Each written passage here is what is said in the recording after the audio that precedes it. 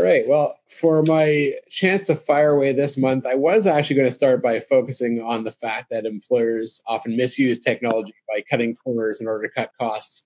But I actually thought that what I'd get to is the bigger picture and the bigger issue in my world, which is the fact that companies are being, as my mother used to say, penny wise and pound foolish.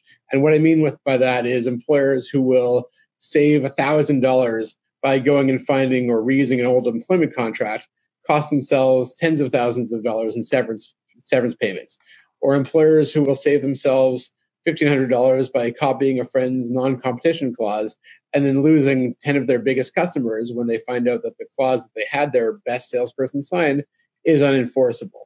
And it's amazing to me. I've been practicing employment law for almost 20 years now. We're constantly hearing from employers about how in Canada, in Ontario in particular, the laws are so unfair, it's impossible to run a business, et cetera, et cetera. And what I always say to them is, yeah, you know what? It's true that the employment laws in Canada are designed to protect the employees. We've come a long way since the days of the Master and Servant Act. That said, there are a lot of things that employers can do to level the playing field. Most importantly, contracts, policies, procedures. Those are basically the cornerstones of the legal relationship. And make no mistake, your employment relationships, they're legal relationships. The contracts, the policies, they establish your rights, they establish your obligations.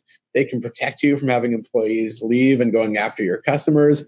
They can mean the difference between paying out 2 years of severance to a long-serving employee or 8 weeks of termination pay.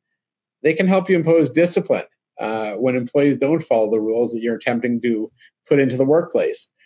These are the legal documents, and you should be getting legal advice from someone who has expertise in the area of employment law. We are constantly recommending to our clients, to people we meet at conferences, to people who contact us after episodes of Fire Away, we're constantly recommending they do what I call an HR checkup, which basically means we'll review your contracts, your policies, your procedures, let you know what we recommend that you should be adding. If you don't have anything, we'll tell you what you should have. But you want to reduce your labor costs. You want to reduce your risks. You want to increase your rights as an employer. And those are all the things an HR checkup can do. It's amazing how often, though, I'm told that we don't have the budget for it now. So instead, they will rely upon old precedents that they got from a friend or they found online, or they'll go and download it. And even though the website clearly says consult an employment lawyer before implementing it, they'll just stamp the company logo on it, have somebody sign, and assume they're protected. And eventually, we'll get the call from those employers who want to enforce the contract, and they're shocked when we tell them that basically it's not worth the paper it's printed on.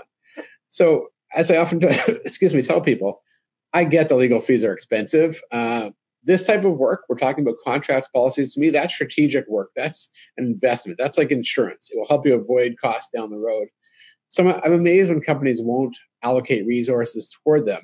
And instead of working with an employment lawyer, they'll go out and as we talked about in season 2, episode 2 of Fire Away with Mitch Kowalski, DIY. They'll do it themselves. They'll go out and find the clauses, they'll find the contracts, and then they won't even get an employment lawyer to bless it before they have the employees sign it. And I often tell our clients, if you want to go out there and find templates, find precedents, by all means do it. But get us to review it before you finalize it. And most importantly, before you implement it. Because as I often say, you could have the best drafted contract, best drafted policy in the world.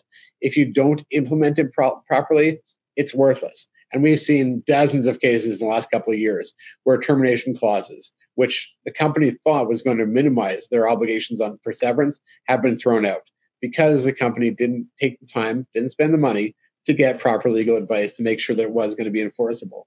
And when companies tell me, look, it's not in the budget now, what I usually say is, look, that's fair enough, but do you have a budget for litigation? Because what happens when this employee who signs your contract turns around and sues you for wrongful dismissal? If you didn't have $5,000 to have a good contract and a good set of policies put in place, do you have $25,000 or $50,000 for litigation? Probably not. So I guess the bottom line here is, as I said at the beginning, I see employers being penny wise and pound foolish, while at the same time, they're complaining about the fact that the laws are basically skewed against them.